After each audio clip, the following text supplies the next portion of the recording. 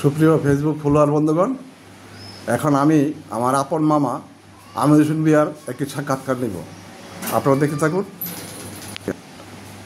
মামা, আপনার নামটা বলুন। আপনার নাম কি? হাজী মোহাম্মদ আমির হোসেন ভূঁইয়া। পিতা মরহুম ফজলুল করিম ভূঁইয়া। গ্রাম নরসিংদী উপজেলা পুরানপাড়া গ্রাম, দক্ষিণ পুরানপাড়া গ্রাম ওনার বাড়ি। আপনারা কয় ভাই বোন? 5 বোন 1 ভাই। বোনদের মাঝে মাত্র এক বোন ওনার ছোট, আর 4 বোন ওনার বড়।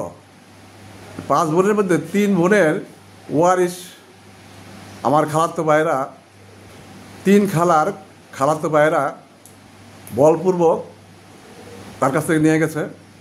কিছুটা বলপূর্বকই বলা যায়, যদিও আমি আপোষ করতে চেয়েছিলাম, কিন্তু তখন মামারও কিছু দোষ ছিল।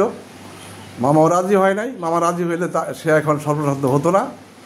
তখন তারা আমার কাছ থেকে 3 জনে 1.5 লক্ষ টাকা দাবি করেছিল, 2 লক্ষ টাকা দাবি করেছিল।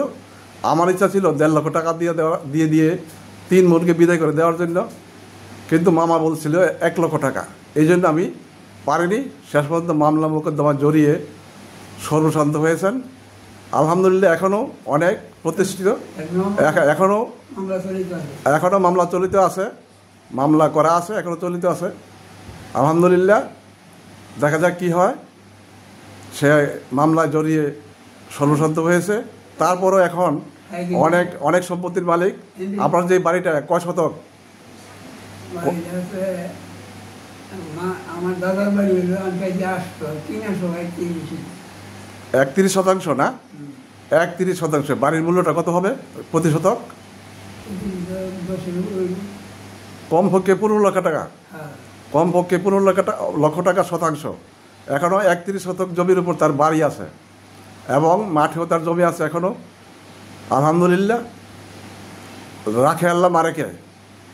তাকে সর্বশান্ত করা হলেও এখনও সে প্রতিষ্ঠিত, এবং তারও একটি মাত্র ছেলে।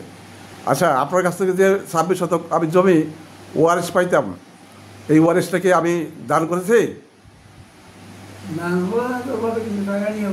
অল্প কিছু টাকা নিয়ে, মানে আচ্ছা বুঝতে পারছি। ওইটা না, ওয়ারিশ যেটা আমি 26 শতক, ওই 10 শতক বাবা যে ক্রয়, এটা তো আমি দাবি করছি না। এই 26 শতক যে ওয়ারিশ সূত্রের মালিক আমি, ওইটা আমি 10 লক্ষ টাকার বিনিময়ে আমার মামাতো ভাই রাজীব বিয়ে বলেছিল যে হয় আপনি কান্না নতুবা আমাকে দিয়ে দেন। তার এই কথায় আমার চোখে কান্না এসে পড়ে।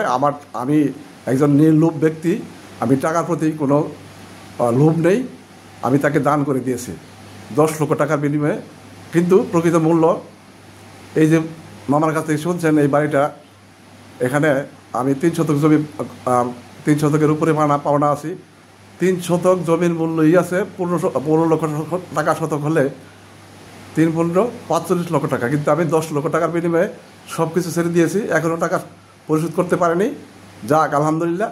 আপনি কি পুরানপাড়া গ্রামের মধ্যে সবচেয়ে প্রবীণ ব্যক্তি, সবচেয়ে বয়স্ক ব্যক্তি? আপনার বয়স কত? 92 রানিং। আপনার চেয়ে প্রবীণ ব্যক্তি পুরানপাড়াতে নাই? পুরানপাড়া বাদেওয়াচর কোনো এলাকাতেই তার চেয়ে মানে প্রবীণ ব্যক্তি নাই। রাখে আল্লাহ মারেকে। আপনি কি এখন হেঁটে বিভিন্ন জায়গায় বাজার করতে পারেন? এখন কি আপনি কোনো শারীরিকভাবে অসুস্থ? মাঝে মাঝে একটু সমস্যা হয়, কিন্তু এখনও চলাফেরা করতে পারে। এখনও পুটিয়া বাজারে চলে যায়, দৈনিক নরসিংদী যায় হেঁটে, তারপরে বাদুয়ারচর বাজারে, রেলগেট বাজারে সে প্রতিদিন হেঁটে যায়। কোনো গাড়ি ঘোড়াতে চলাফেরা করে না, রিক্সায় চলাফেরা করে না, সে হেঁটে যায়। এই জন্য আলহামদুলিল্লাহ সে দীর্ঘায়ু হয়েছে। আল্লাহ তাকে আরও বাঁচিয়ে রাখুক, আমি এই কামনা করছি আল্লাহর কাছে।